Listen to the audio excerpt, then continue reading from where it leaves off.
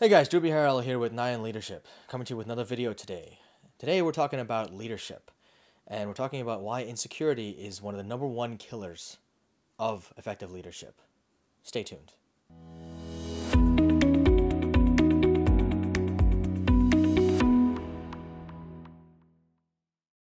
What is a great leader? What are the hallmarks of a great leader?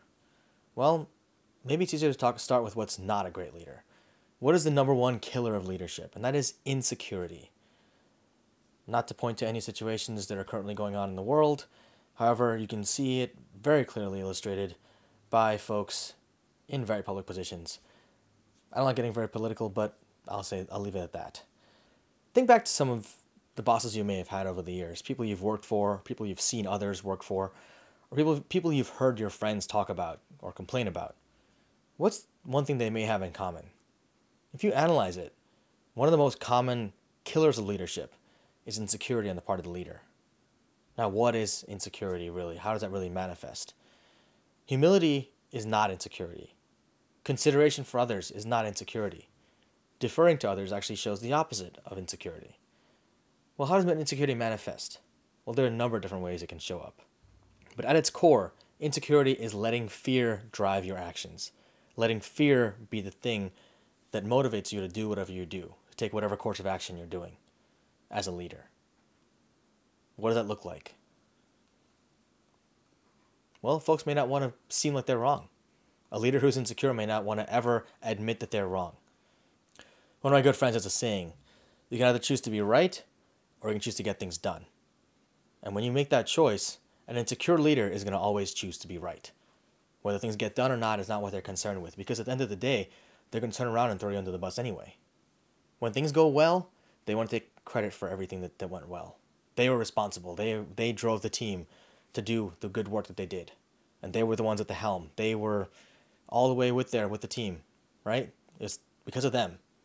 But if things go wrong, oh, well, Susie over there, she dropped the ball. That's why that went wrong. Everything I was responsible for, we did amazing. Everyone did a great job. I did a great job. I did amazing work. But Susie over there, she's the one who messed that up. You know, I mean, if it wasn't for Susie, everything would have been great, right? That's what bad leaders do. That's what insecure leaders do. They're afraid of appearing weak. They're afraid of being wrong. They're afraid of appearing unintelligent. That's what poor leaders are going to do. They're going to let fear drive their actions. And what are they afraid of? They're afraid of appearing weak. They're afraid of appearing incompetent. They're afraid of being perceived as being not intelligent. They always want to feel like the smartest person in the room. They're not always the smartest person in the room. Often they're actually probably the least intelligent person in the room. But they want to feel like the smartest person in the room. Right? They're also very easily manipulated. Because if you make them feel good, if you manipulate them, if you say, oh yeah, you're amazing, compliment them and distract them, then they're easily going to start respecting you, thinking that you are the person who's on their side. Think Michael Scott from The Office. He's a great example of a relatively insecure leader. Now, he's a bad example in some ways because he's extremely compassionate, and some would argue that he actually knows what he's doing a lot more than he lets on. But in terms of the incompetence that he shows a lot of times, that's what leaders who are really insecure will do. That's how they operate. They're going to blame everyone else. They don't want to ever take responsibility, but they'll take credit. That's the hallmark of an insecure leader. One quote I really love is, if you're the smartest person in the room, you're in the wrong room. Because at the end of the day, you want to be surrounded by people who are smarter than you, who know their own trades better than you do. Because you know one thing, or a couple things, but at least you know leadership. You know how to lead people and let them do what they do and empower them to do what they do extremely well. You want folks who are specialists to be specialists in what they do. You're not meant to be a specialist in everything you do. As a leader of a team, you don't necessarily have to be able to do everything on the team better than anyone else on the team. What you need to do is empower folks, empower each team member to be able to do their job effectively, efficiently, and with whatever support you can give them. Your job is to support them and let them take credit. Give credit where credit's due. Give recognition so that they feel empowered to keep doing more and more, and they want to do more and more, and they're more motivated. If you keep taking credit for everything all the successes that they have, and you give them zero credit when things go well, but then whenever things go badly, you give them all the responsibility and take none on yourself, they're only going to work for you long enough until they find somewhere else that will respect them. Because at the end of the day, that's not respecting anyone. That's actually disrespecting them deeply. That's saying that I'm better than you, I take credit for everything you did, and you only do things wrong. Anything you do well is because of me, anything you do poorly is because of you, and yay, I'm the best leader in the world, right? No, that's actually false. The best leaders are the ones who lead through courage and lead through empowering their people. They're the ones who surround themselves with extremely intelligent and competent people who can help advise them and help do their jobs much better. If you surround yourself by people who are less intelligent than you or who don't threaten you in your mind, you're only going to be as powerful as those people enable you to be. The best leaders in the world are the ones who surround themselves by people who are more intelligent than them, not less intelligent. And they're the ones who are not threatened by their people. They want their folks to succeed. They want them to be built up to the point where they will ideally maybe even move on from the organization that they're in. Because at the end of the day, they know that those folks being successful is a reflection on them. Building that goodwill, building those relationships is more important than feeling important. They're more important than feeling empowered yourself or feeling you're the best thing in the world. To do that is extremely short-sighted and ultimately will actually cut those people off at the knees. You're going to hold them back just because you want to feel important? What happens when you move on? They're not going to be empowered to have the skills or to survive and really thrive without you.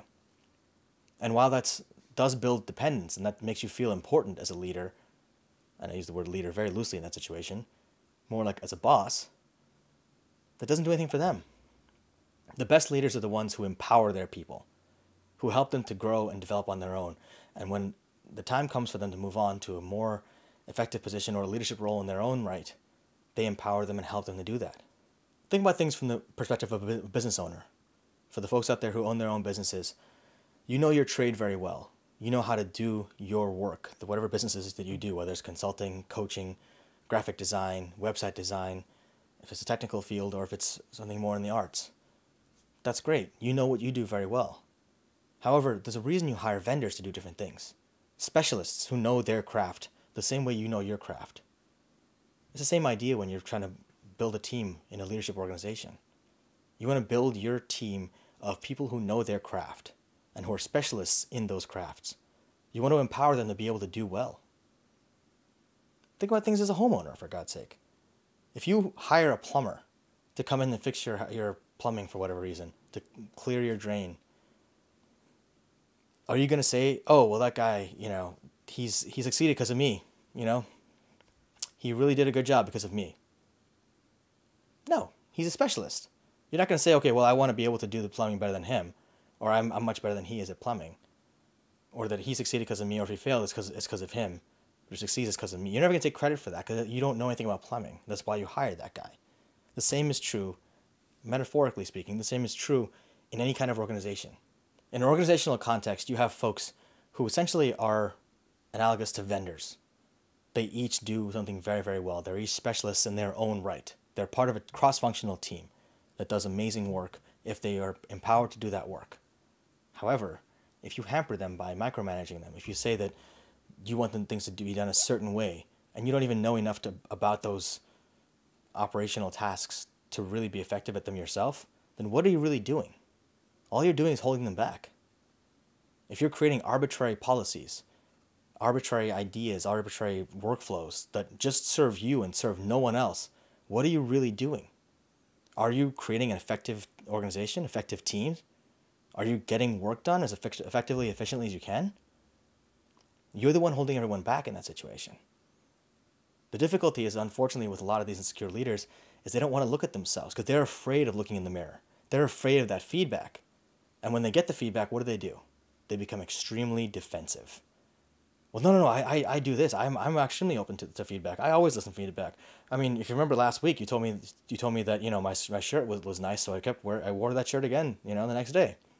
Yeah, that's great feedback, and that's great job taking that feedback to heart. Did you listen to any of the constructive feedback I gave you? Well, I mean, obviously I do that already, so I don't need to listen to any of that stuff. That's how they sound. They sound ridiculous because they don't take any constructive feedback. In their minds, they're only doing good stuff. they only take the positive feedback, and they will hang their hat on that for the rest of their lives. We're doing amazing work, and they might even lie to themselves. We're doing an amazing job. I'm doing awesome. I'm doing fantastic. Everyone says I'm doing a great job.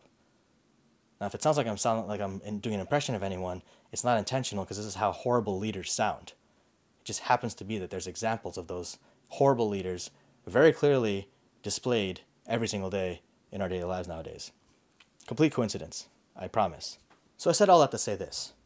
As a leader, or as an aspiring leader, one of the most important things you can do for yourself is to take a look in the mirror.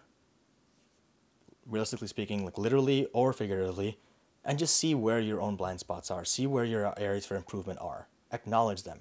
Ask for feedback. Seek out that feedback. But more importantly, listen to the feedback. Take it to heart. See if there's something you can do for yourself to make yourself more effective, more efficient as a leader. Insecurities happen to all of us. We all have insecurities. We all have things that we have in our heads, stories that hold us back. The difference between a good leader and a horrible leader is that those stories don't control us if we're good leaders.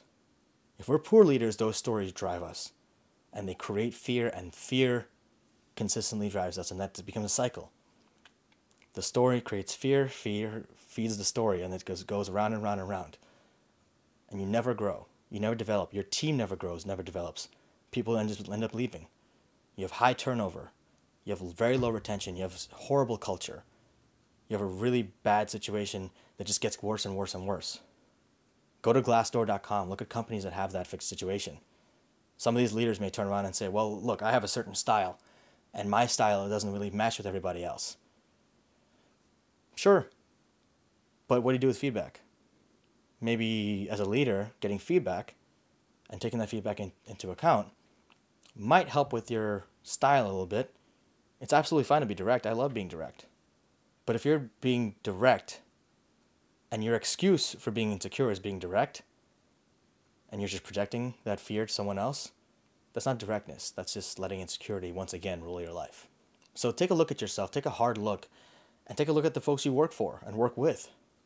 And those people who are driven by insecurity, who are driven by fear, whether they're leaders or not, can and will become toxic.